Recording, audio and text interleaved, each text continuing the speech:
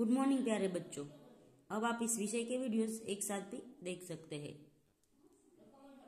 तो आज के वीडियो में हम सीखेंगे हिंदी कक्षा 9 का पाठ नंबर 21। पाठ का नाम है क्रांतिकारी शेखर का बचपन और लेखक का नाम है सच्चिदानंद हीरानंद वात्स्यायन। तो क्रांतिकारी शेखर का बचपन वो उसके उपन्यास शेखर एक जीवनी में से लिया गया है, जो प्रसिद्ध उपन्यास है। यह उपन्यास सन 1940 में लिखा गया था। बचपन से लेकर कॉलेज तक के जीवन तक की यह जीवन है वो चित्रित किया गया है। शेखर का जीवन दर्शन स्वातंत्र्य की खोज को लक्षित करता है। यह लील पर चलने वाला नहीं है, यानी यह जो तब हमारे देश में अंग्रेजों का राज्य था, तो उसको हटाने के लिए कई क्रांतिकारियों ने अपने प्राणों का बलिदान दिया था। कई क्रांतिकारियों ने लड़त भी की थी, तो शेखर भी उनमें से एक है। शेखर का बचपन क्रांतिकारी विचारों में अभिभूत था। वह ब्रिटिश शासन का जबरदस्त विरोधी और स्वदेशी चीजों का चाहक था। अंग्रेज के बजाय हिंदी का हिमायती बचपन के उसके जीवन का कुछ अंश इस उपन्यास में संकलित है। असहयोग की एक लहर आई और देश उनमें बह गया। शेखर भी उसमें बहने की चेष्टा करने लगा और जब नहीं बह पाया तब हाथों से खेकर अपने को बहाने लगा। तो जब असहयोग आंदोलन हुआ था तो शेखर भी उसमें जुड़ गया था। उसने विदेशी कपड़े उतार कर रख दिए थे। जो 2-4 मोटे देशी कपड़े उसके पास थे वही पहनने लगा। तो असहयोग आंदोलन में है वो हमें संदेश दिया था कि हमें विदेशी कपड़े नहीं पहनने, हमें जो स्वदेशी चीजें हैं, स्वदेशी कपड़े हैं, उसी का इस्तेमाल करना होगा।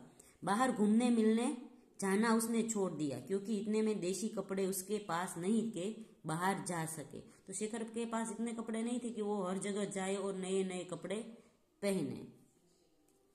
प्रायः दोपहर को वह ऊपर एक खिड़की के पास जाकर खड़ा हो जाता और बाहर देखा करता। कभी दूर से जब बहुत से कंठों की समवेत पुकार उस तक पहुंचती, गांधी का बोल बाला दुश्मन का मुंह हो काला, तब उसके प्राण प्रफुल्लित हो उठते और वह भी अपनी खिड़की से पुकार उठता, गांधी का बोल बाला दुश्मन का हो मुंह काला। इससे आगे वह जा नहीं सकता था। घर में अनुमति नहीं थी, लेकिन अनुमति न होना ही तो एक अंकुश था जो निरंतर उसे कोई मार्ग ढूंढने के लिए प्रेरित किया करता था। माँ के अतिरिक्त सब लोग बाहर गए हुए थे। माँ ऊपर कोठे पर बैठी हुई थी। शेखर ने घर के सब कमरों में से विदेशी कपड़े बटोरे और नीचे एक खुली जगह पर ढेर लगा दिया। फिर लैंपे लाकर उन पर मिट्टी का तेल उड़ेला, यानी तेल का पीपा जो नौकरों के पास रहता था, वह जाने की हिम्मत नहीं हुई और आग लगा दी। आग एकदम भभक उठी। शेखर का आह्लाद भी भभक उठा। वह आग के चारों ओर नाचने लगा और गला खोलकर बोलने लगा, गांधी का बोल बाला दुश्मन का मुंह काला। थोड़ी ही देर में माँ आई और थोड़ी देर में शेखर के गाल भी मानो विदेशी हो गए, जलने लगे, लेकिन ढेर राख हो गया था। शेखर के मन में विदेशी मात्र के लिए प्रति घृणा हो गई। उसने देखा कि हमारे नस नस में विदेशी का प्रभुत्व ही नहीं आतंक भरा हुआ है। उसे पुरानी बातें भी याद आई और नई भी। वह देखने लगा। उसे यह भी ध्यान हुआ कि पिता उसे घर में भाइयों से अंग्रेजी में बात करने के लिए कहते थे।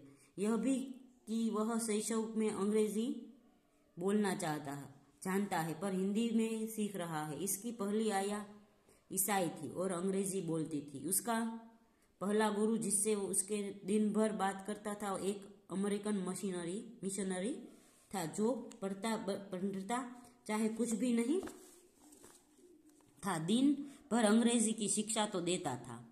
शेखर ने देखा कि यदि मातृभाषा वह है जो हम सबसे पहले सीखते हैं, तब तो अंग्रेजी ही उसकी मातृभाषा है और विदेशी ही उसकी माँ। उसके आत्माभिमान को बहुत सख्त धक्का लगा, जिसे वह घृणित समझता हूँ। उसी विदेशी को माँ कहने की बाध्य हो।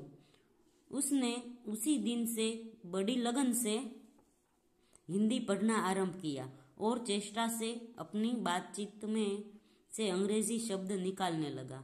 अपनी आदतों में से विदेशी अभ्यासों को दूर करने लगा। तो शेखर को ऐसा हुआ कि मेरी मातृभाषा हिंदी है तो मैं मातृभाषा में ही पढ़ूंगा, अंग्रेजी में नहीं पढ़ूंगा। तो वो अंग्रेजी से दूर भागने लगा और अपने हिंदी ज्ञान को प्रमाणित करने के लिए और गांधी के प्रति अपनी श्रद्धा, जिसे व्यस्त करने का और कोई साधन उसे प्राप्त नहीं था, प्रकट करने के लिए उसने एक राष्ट्रीय नाटक लिखना आरंभ किया, जिनमें देखे एकमात्र खेल की स्मृति अभी ताजी थी, इसलिए उसे लिखने में विशेष कठिनाई हुई। प्रस्तावना तो ज्योति की त्यों हथियाली, केवल कहीं कहीं कुछ मामूली परिवर्तन करना पड़ा। उसके बाद नाटक आरंभ हुआ। एक स्वाधीन लोकतंत्र, भारत का विराट स्वप्न जिसने राष्ट्रपिता गांधी है और सिद्धि के लिए साधन अनरक्त कताई और बुनाई, विदेशी माल और मनुष्य का परित्याग और प्रत्येक अवसर पर दूसरा गाल आगे कर देना। सत्य हरिश्चंद्र का इंद्रलोक आरंभ से हटकर अंत में आ गया था। अपने ऊपर शेखर की प्रतिभा द्वारा सूर्यास्त के सुनहरे टापू की छाप लेकर शेखर के नाटक का अंतिम दृश्य था स्वाधीन और बाधाहीन भारत, एक स्थूल आकार प्राप्त स्वप्न। नाटक पूरा हो गया। शेखर ने सुंदर देशी शाही से उसकी प्रतिलिपि तैयार की, प्रतिलिपि यानी दूसरी बार लिखा, और उसे अपने पुस्तकों के नीचे छिपा कर रख दिया। पहले साहित्यिक प्रयत्नों की गति उसे अभी याद थी, इसलिए उसने अपना यह नाटक, यह अमूल्य रत्न किसी को नहीं दिखाया, सरस्वती को भी नहीं। और यह हर समय जब जहाँ वह जाता उसके मन में एक ध्वनि गूंज उठती, मैं शेखर हूँ, एक अपूर्व नाटक का लेखक चंद्रशेखर, और मैंने अकेले हो बिना किसी की सहायता के अपने हाथों से उसका निर्माण किया है। स्वाधीन बाधाहीन भारत के प्रति उस चित्र का मैंने। शेखर के पिता एक दिन के दीरे पर जा रहे थे और शेखर साथ था।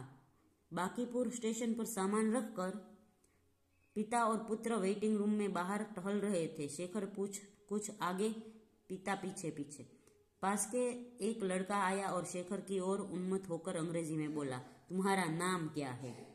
शेखर ने सिर से पैर तक उसे देखा। लड़का एक अच्छा सा सूट पहने, सिर पर अंग्रेजी टोपी, और उसके स्वर में अहंकार था। शायद वह अपने अंग्रेजी ज्ञान का परिचय देना चाहता था।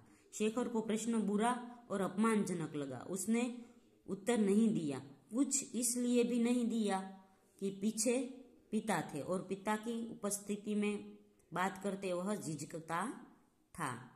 उस लड़के ने समझा उसका सामना करने वाला कोई नहीं है। यह लड़का शायद अंग्रेजी जानता ही नहीं। उसने तनिक और रोब के से कहा, my name is, do you go to school? मेरा नाम है, तुम्हारा स्कूल में पढ़ते हो? शेखर के पिता वहां न होते तो वह प्रश्न का उत्तर चाहे न देता, पर हिंदी में कुछ उत्तर अवश्य देता। उसके मन में यह संदेह उठ भी रहा था कि वह लड़का शायद कोई पाठ ही दोहरा रहा है, अंग्रेजी उतनी जानता नहीं। पर उसने घृणा से उस लड़के की ओर देखा और उत्तर कोई नहीं दिया। पिता के क्रूर स्वर ने कहा, शायद उस लड़के को जानने के लिए मेरा लड़का अंग्रेजी जानता है, जवाब क्यों नहीं देते? शेखर को भी चिढ़ गया और भी चुप हो गया। वह लड़का मुस्कुराते हुए आगे बढ़ गया।